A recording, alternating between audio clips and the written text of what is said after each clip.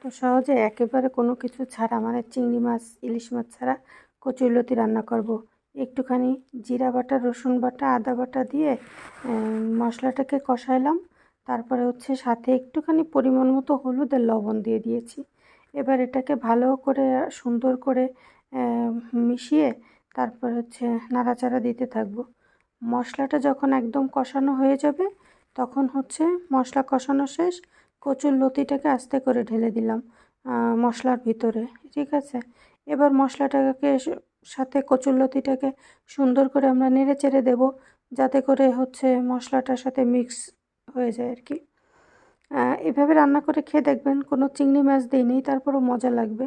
মশলাটা সুন্দরভাবে কষাই নিয়ে তারপরে চিংড়ি মাছটা একটু যেহেতু নাই তাই আর কি এইভাবেই রান্না করা।